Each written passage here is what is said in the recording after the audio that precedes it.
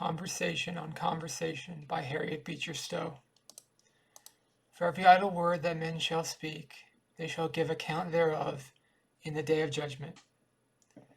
A very solemn sermon, said Miss B., shaking her head impressively, as she sat down to table on Sunday noon, and giving her deep sigh, she added, I am afraid that if an account is to be rendered for all our idle words, some people will have a great deal to answer for.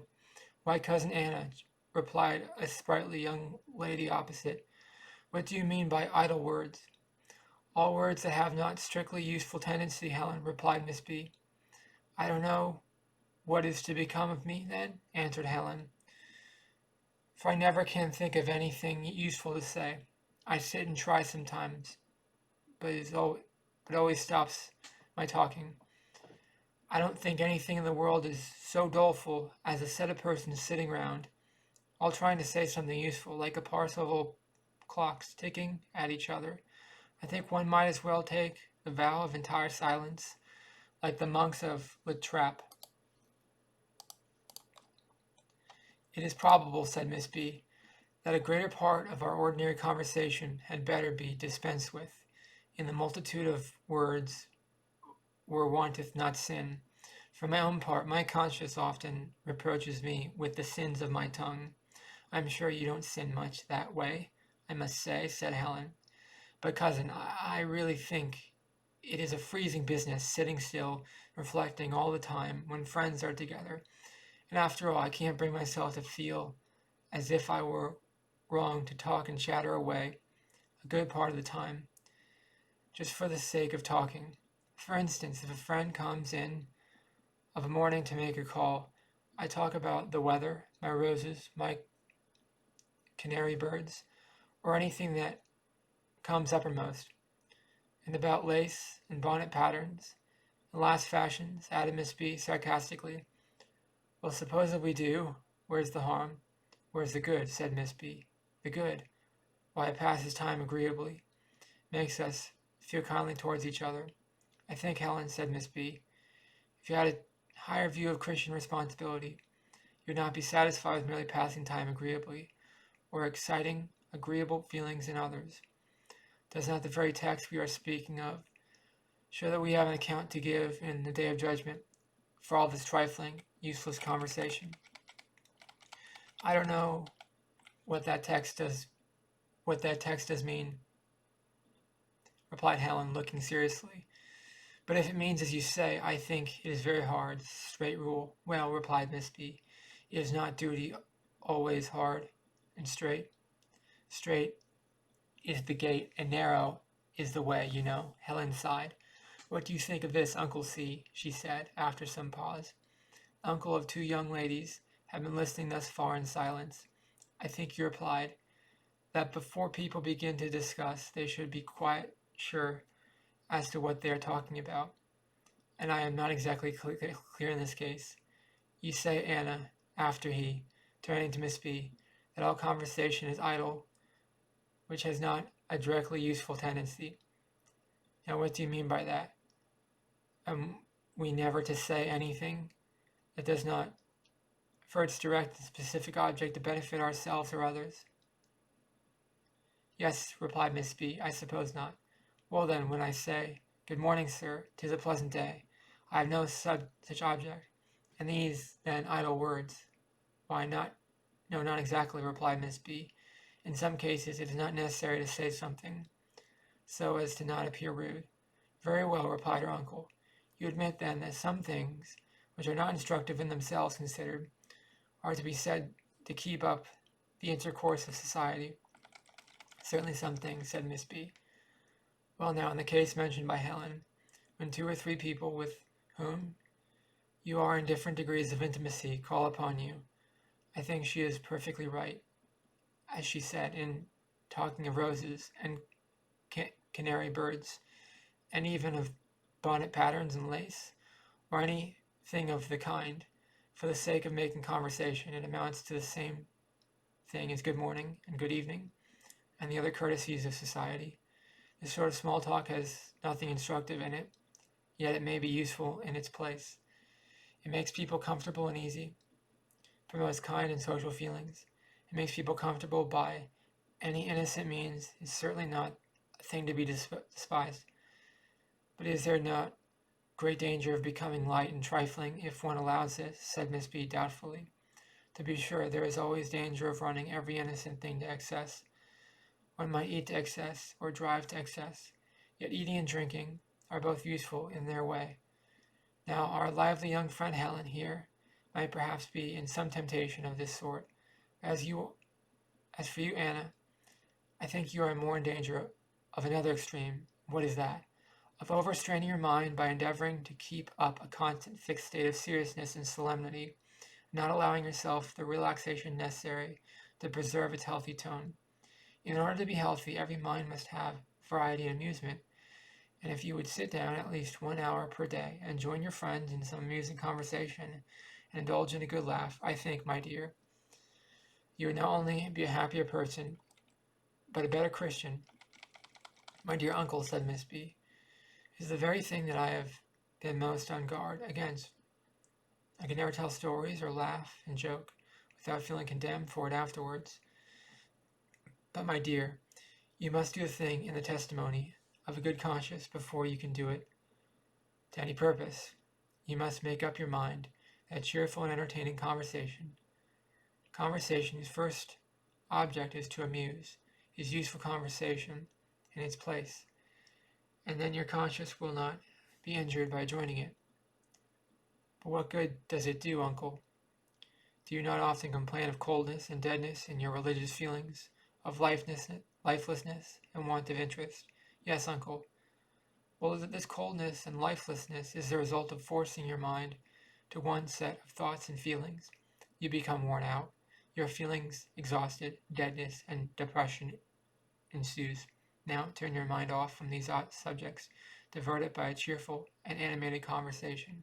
You will find after a while it will return to them with new life and energy. But are not foolish talking and jesting expressly forbidden?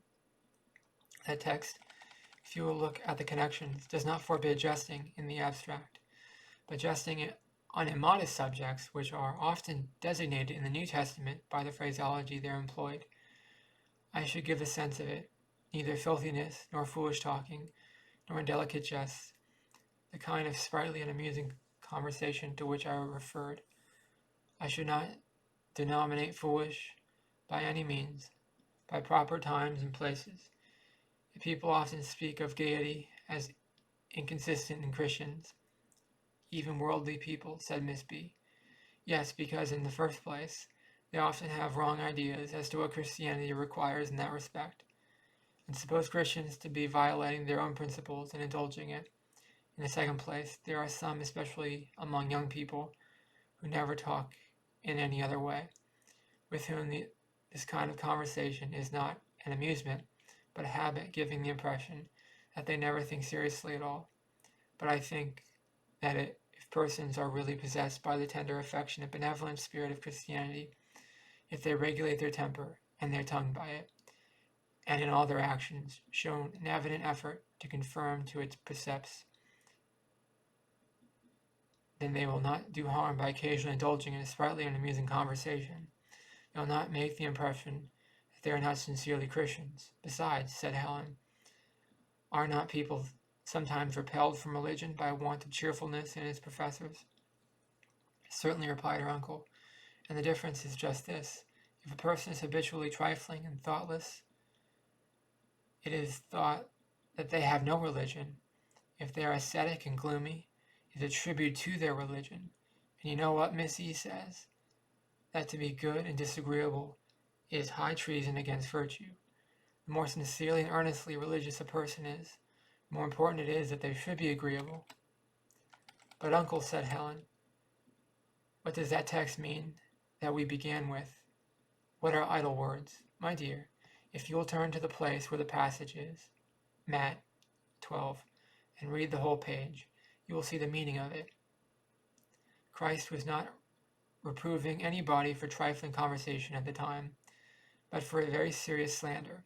The Pharisees, in their bitterness, accused him of being in league with evil spirits, it seems by what follows. that there was a charge which involved an unpardonable sin. They were not indeed conscious of its full guilt. They said it merely from the impulse of excited and envious feeling. But he warns that they, in the day of judgment, God will hold them accountable for the full consequences of all such language. However little they may have thought of it at the time of uttering it, the sense of the passage I take to be, God will hold you responsible in the day of judgment for the consequences for all you have said in your most idle and thoughtless moments. For example, said Helen, if one makes unguarded and unfounded assertions about the Bible, which excite doubt and prejudice, there are many instances, said her uncle, that are quite on point. Suppose in conversation, either under the influence of envy or ill will, or merely from love of talking, you make remarks and statements about another person which may be true or may not. You do not stop to inquire. Your unguarded words set reports in motion, and unhappiness and hard feeling and loss of character are the result. You spoke idly, it is true, but nevertheless you are held responsible by God for all the consequences of your words. So professors of religion often make unguarded remarks about each other, which lead observers to doubt the truth of all religion, and they are responsible for every such doubt they excite. Parents and guardians often allow themselves to speak of the faults and weaknesses of their ministers in the presence of children and younger people. They do it thoughtlessly, but in so doing they destroy an influence which might otherwise have saved their souls of their children. They are responsible for it. People of cultivated minds and fastidious taste often allow themselves to come home from church and criticize a sermon and unfold all its weak points in the presence of others on whom it may have made a very serious impression, while the critic is holding up the bad arrangement and setting in a ludicrous point of view the lame figures. Perhaps the servant behind his chair was almost persuaded to be a Christian by that very discourse, gives up his purposes, and losing his respect for the sermon. This was thoughtless, but the evil is done, and the man who did it is responsible for it.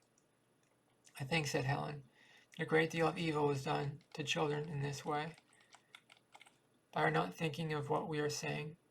It seems to me, said Miss B., that this view of the subject will reduce us to silence almost as much as the other. How is one ever to estimate the consequences of their words? People are affected in so many different ways by the same thing. I suppose, said her uncle, we're only responsible for such results as by carefulness and reflection as we might have foreseen. It is not for ill-judged words, but for idle words, that we are to be judged. Words uttered without any consideration at all, and producing bad results. If a person really anxious to do right misjudges as to the probable effect of what he is about to say on others, it is quite another thing. But, uncle, we will not such carefulness destroy all freedom in conversation, said Helen. If you are talking with a beloved friend, Helen, do you not use an instinctive care to avoid all that might pain that friend? Certainly. Do you find this effort a restraint on your enjoyment? Certainly not. And you, from your feelings, avoid what is indelicate and impudent in conversation, yet feel it no restraint? Certainly. Well, I suppose the object of Christian effort should be so to realize the character of our Savior and conform our tastes and sympathies to His, that we shall instinctively avoid all in our conversation that would be displeasing to Him. A person habitually indulging jealous, angry, or vengeful feeling, a person habitually worldly in his spirit, a person allowing himself in skeptical and unsettled habits of thought, cannot talk without doing harm. This is our Savior's account of the matter, in the verses immediately before the passage we were speaking of. How can ye be evil? Speak good things. For out of the abundance of the heart the mouth speaketh. A good man out of the good treasure of his heart bringeth forth good things. An evil man out of the evil treasure of his heart bringeth forth evil things. The highest flow of animal spirits would never hurry a pure-minded person to say anything indelicate or gross. And in the same manner, if a person is habitually Christian in all his habits of thought and feeling, we will be able, without irksome watchfulness, to avoid what may be injurious even in the most unrestrained conversation.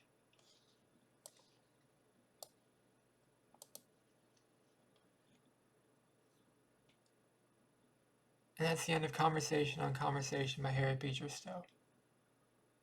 I really like that story because I think I actually have a communication disability. I'm on the spectrum for autism, so I always appreciate any advice on how to get better at communicating. And sometimes I'm afraid to put myself out there because I'm worried about what people think of what I say or my facial reactions, whatever. So I always appreciate any information I can get on improving my conversation abilities, my ability to talk to people, my ability to fit into any environment.